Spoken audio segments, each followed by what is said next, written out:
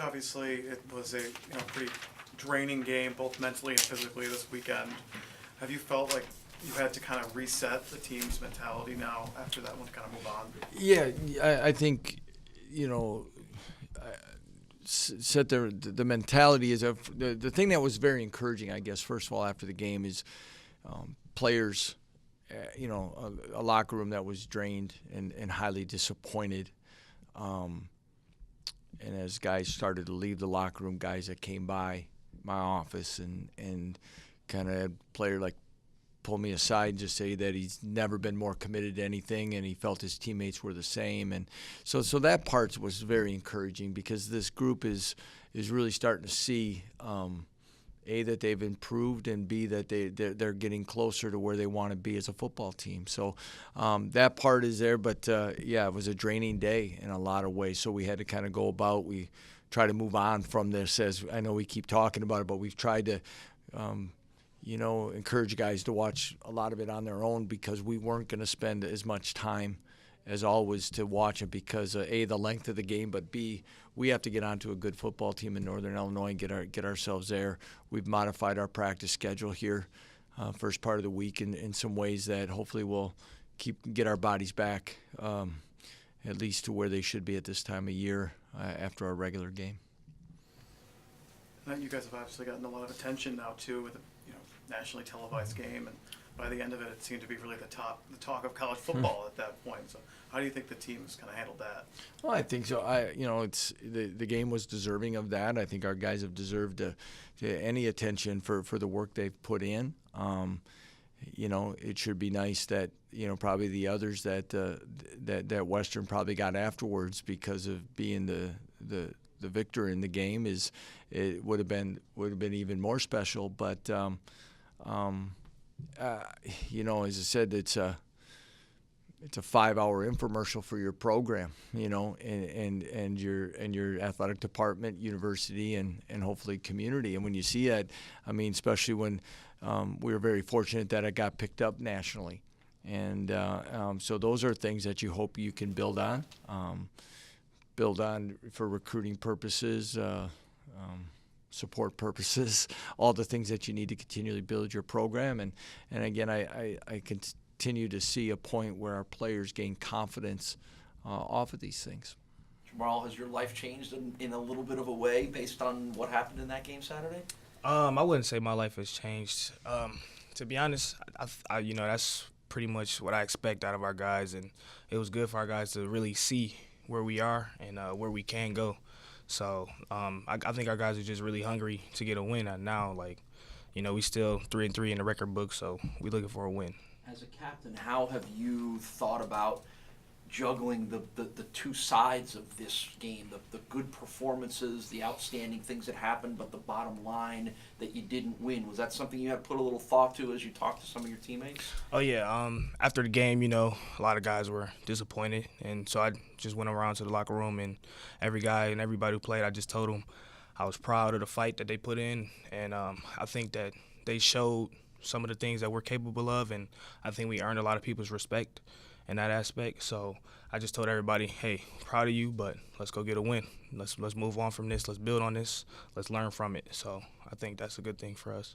You've been around sports long enough to know, do you feel like if things go positively as you expect they will for the next couple of weeks or couple of months, this might be the game you look back on and say some things changed about us in that Western Michigan game?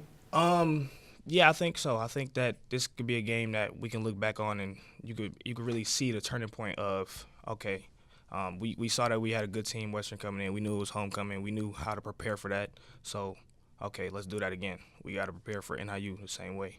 We got to do the same way, and we have to, obviously be better. So we're just growing on that. Coach, it's obviously been a big week for Drew. Tons of accolades, tons of attention. How do you think he's handled the attention? Same way Drew handles everything. There's not a whole lot of emotion on the guy. I think, as I've said, I haven't had the conversation, but I feel very confident in the statement that he traded all for a win, and just like a lot of our guys.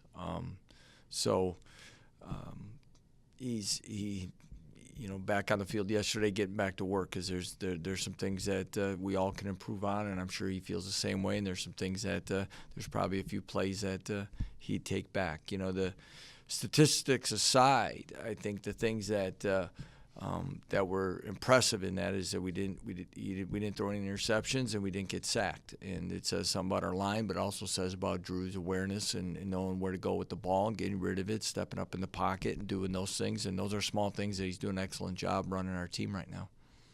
He has some ability to, maybe improvise isn't the right word, Coach, but just do whatever he needs to do, whether it's a run, it's a jumping up and throwing the ball. I mean, are those sometimes things that are just inherent in a quarterback and not anything that you can ever really teach or coach? Yeah, I think those are. I think, again, it's Drew's been so quiet before, and Tyree has done so much in the time that he's just been such an unknown commodity that when he is out there, when he does certain things, I think people have gone, oh wow, or oh really. But I think our receiver core and all that have seen some of these things in practice and what he's been able to do, and I think that's why there's such a calmness about that he's had to step in at this time, because our guys have seen it. And I've said that now for a couple weeks, and but on the other side of it,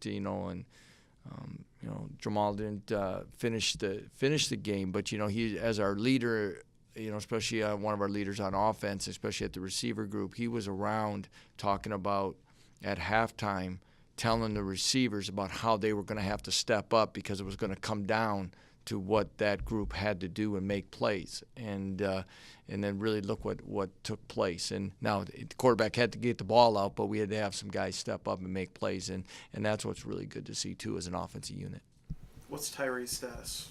He's still in rehab right now. Kind of probably leave him in that doubtful area right now. But it's progressing, and definitely the directions that we want it as of now. I usually don't get those things till probably more towards Wednesday, Thursday, if out about really where a guy's game status is going to be, and then some of it has to do with preparation versus health and all those things. So again, at this time, probably not in a great position to give you those things. When Tyree is 100%, is he your quarterback, or is there's going to be times where Tyree is our quarterback. He's our starting quarterback. Both guys are playing well. I think we're playing against a team that has gone through some of the same things, and because I don't know when he's going to be back for sure. Okay, in the window of opportunity there. So, again, that's when is that time that he's fully cleared, and we look at. But yes, he's been our starting quarterback, and he didn't do anything to lose his job. Jamarl, have you seen Drew kind of, now that he's got a couple starts under his belt, do you get the sense he's kind of taking control of the offense a little bit more now? Oh yeah, obviously I feel like just with experience, he hasn't had his opportunity, but now that he's had it, he's definitely more comfortable. You can see him more comfortable in every single game that he's played in. He's managed our offense well, he's managed the clock well, and everybody's in there. We're ready to go with Drew or Tyree, or whoever is in there. We're ready to go. In the past few weeks, it seems like the offensive unit has relied a lot more on the running game. So were you impressed with when he was called upon to be kind of a pass-heavy offense that he ends up with no interceptions against a really good defensive back group? No, I expected that. Like Coach said, we practice with both quarterbacks every day, every week, and we kind of expect Drew to make those throws. We've seen it many times, so even in the game, he's having a great game, and it's just like, okay, we're just going to continue to go play by play, do our offense.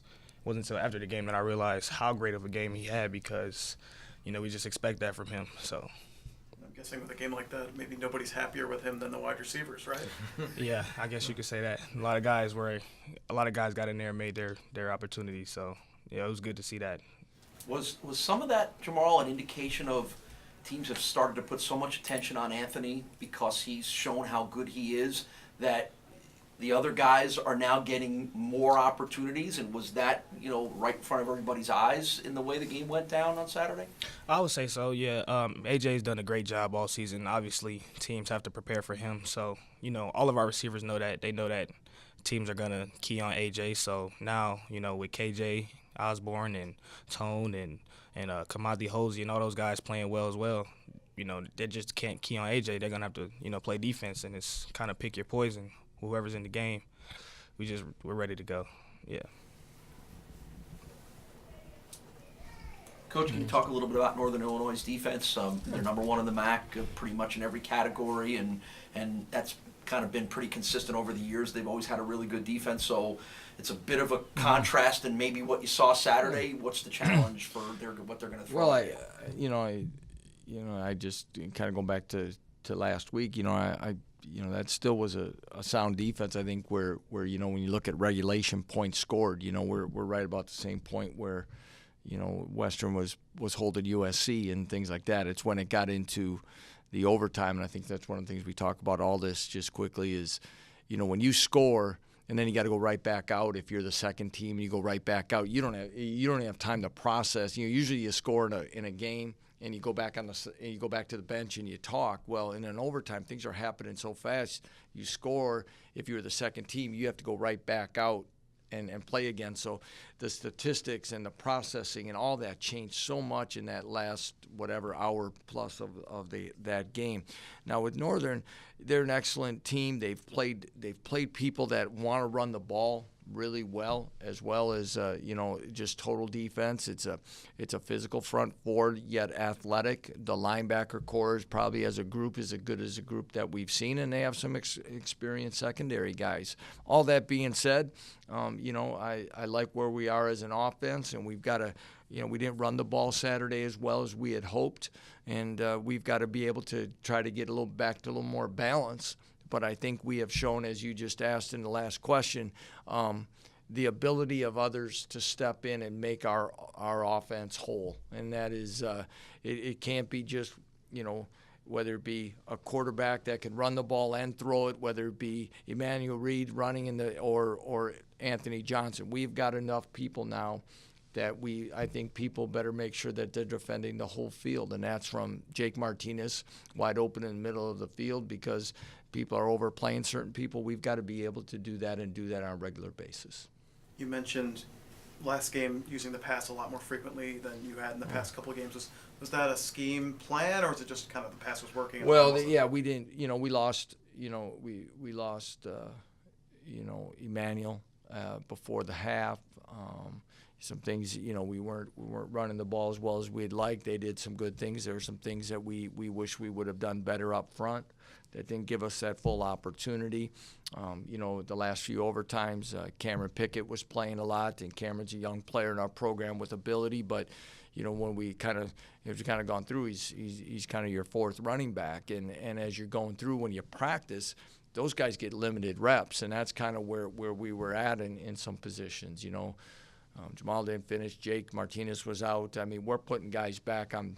KJ Osborne's catching punts, and he barely gets a chance to do that. And Cameron Pickett was working front row kick return as a backup, and we had to put him deep. Tito Overton never returned a kick in a game, and he's back. So those things are kind of happening. So same thing with the offense.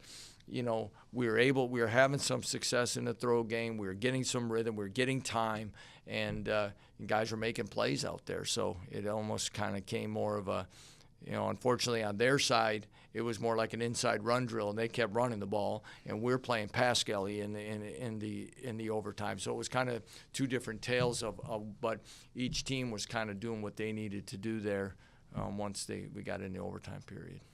I'm sure when you're in the middle of all of those personnel changes, you're probably a little nervous about it. Yeah. But as you look back on it now, how encouraged are you about the depth that you're starting to build on this team? Oh, extremely. It's when you recruit guys and you're making projections and you start seeing them get their opportunities.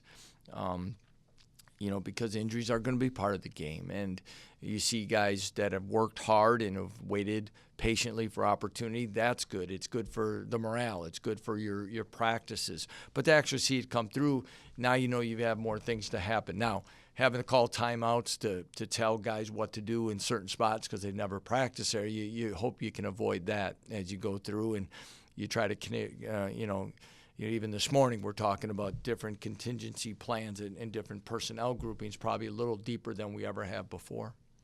I think last week Northern Illinois gave up 29 yards passing, Yeah. 3 interceptions. So how important do you think it'll be for Drew to not make any egregious mistakes to change the field position? Well, and for anyone, last year we turned the ball over 4 times in the first half, and the opening kickoff was returned for a touchdown. Okay, we can't have that. Okay, you don't win many football games doing that, let alone against somebody with the success of a Northern Illinois football team. So, we want to be in this game and make it a 4-quarter game. We've got to be able to do that. And yeah, it starts with our quarterback, but anybody that's going to touch the ball, we got to be able to have great ball security.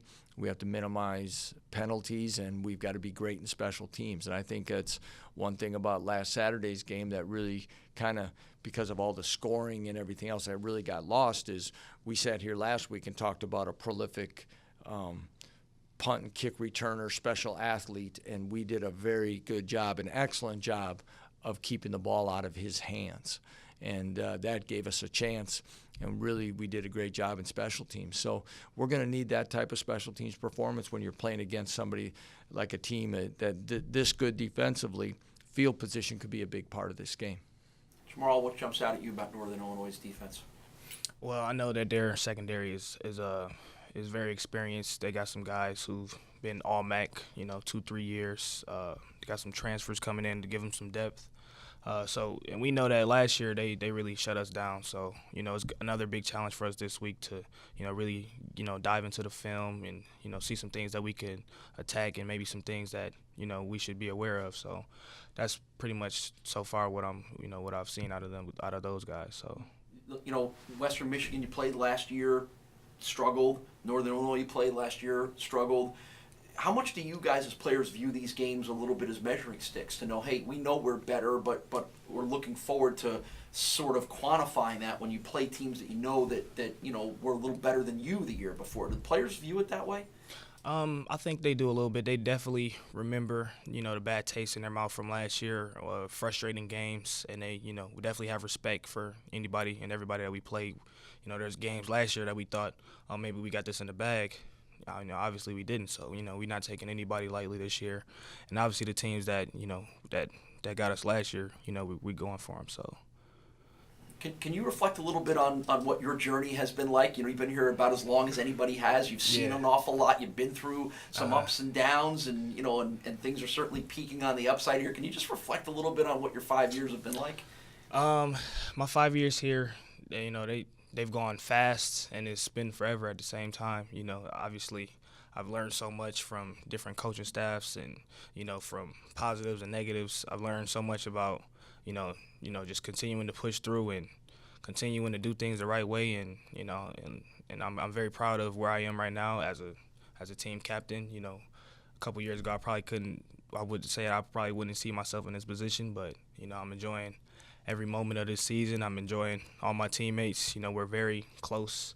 We've always been close, but I feel like this year, especially very, very close and, kind of got a chip on our shoulder about a lot of things. So whether it be from losses or, just trying to earn the respect that we think that we deserve. So it's just been a great story, a great ride, and I'm not ready for it to end, and I'm just excited to see how much left, in this story. So, Coach, you kind of talked about how difficult it was to kind of move on from this, get over, the heartbreaking nature of it. But at the center of that is you guys were right there. But there was a real opportunity for you guys to win against a team that is thought of as one of the better teams in the conference. So with that game and then a win before that, do you think the team's starting to prove that they can compete with anybody in this league? Yeah, I think that showed Saturday, but we have to show it again this Saturday, okay? And that's one of the things I think Jamal is kind of alluded to, is that you can't think it's going to happen. You got to go make it happen. I think the one, as we're kind of talking, I'm kind of reflecting back early on things and talking to the team. The thing about this team now that has shown me that it's heading in the right direction is I saw their faces after the game, and it's kind of like the first 2 games of the year. They don't want to be close anymore, okay? All right, there's things that people are saying about where we're at, and that's nice, okay? And hopefully people see progress, because we do.